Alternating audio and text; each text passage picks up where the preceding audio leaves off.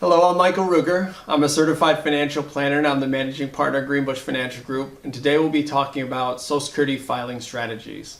This is one of the biggest decisions that retirees have to make, and there's a lot of variables surrounding the decision. So we're going to go through a number of those. The best place to start is your normal retirement age. So your normal retirement age, which is on your Social Security statement, varies based on your date of birth. So if you were born sometime between 1955 and 1960, your normal retirement age is somewhere between 66 and 67. If you were born any time after 1960, your normal retirement age is 67. And that's when you're entitled to your full benefit. Now you'll also see age 62 on your statement and a lower amount. That's because you can elect to turn on your benefit up to age 62, but what they do is they reduce your benefit by roughly about 7% per year for each year you take it early. And vice versa, if you delay benefits past your normal retirement age, it increases by about 8% per year until you hit age 70, and then it caps out.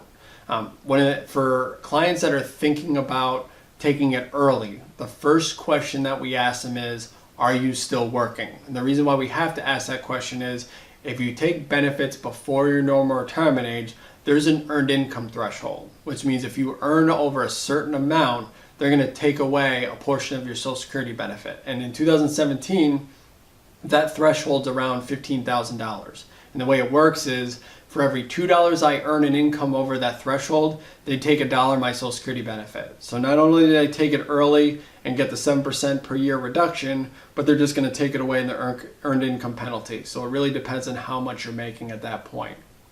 Once you're at normal retirement age, you can make as much as you want, and that earned income penalty no longer applies. So that's a big factor.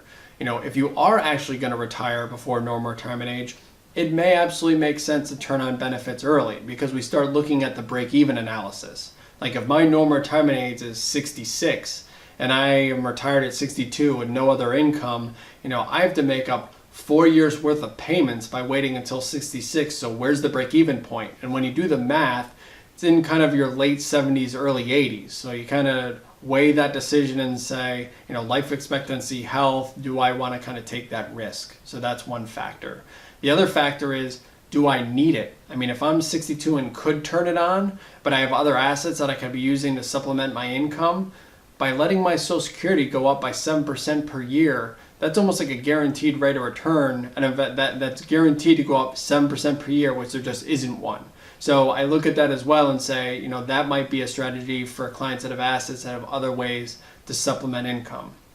The other thing to factor into play is the spousal benefit. So not all married couple knows that you have some options available to you. So as a spouse, I have the option of taking mine or half of my spouse's, whichever one is higher. So usually when they're spouses and one of them have a much higher income than the other one, sometimes half the benefit will be bigger than the spouse's, and they'll elect that spousal benefit. So in an example, let's say my Social Security benefit is $2,000 per year and my wife's is $500 per year based on her earnings history.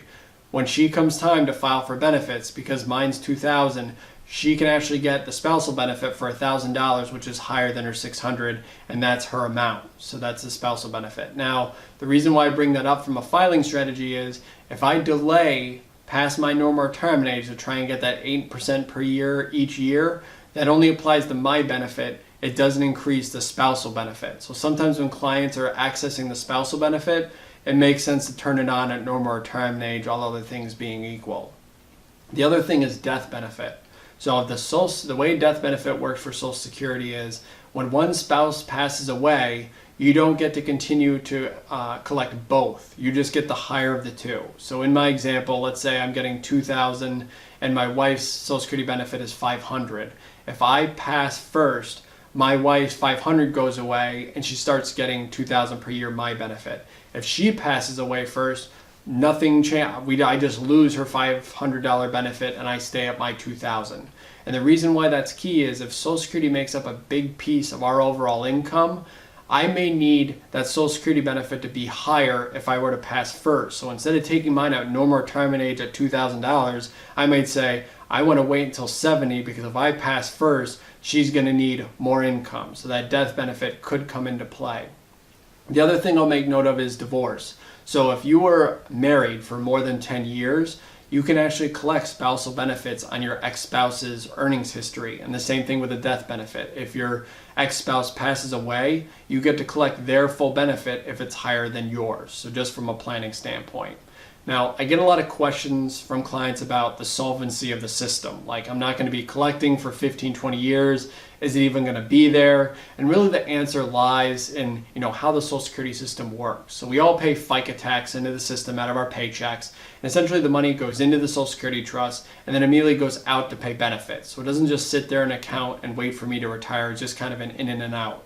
And the reason why the system's under strain is when the Social Security system started in 1955, there were 9 people paying in for every 1 person receiving a benefit. Now we're at 2 people paying in for every 1 person receiving a benefit, and the system's on overload.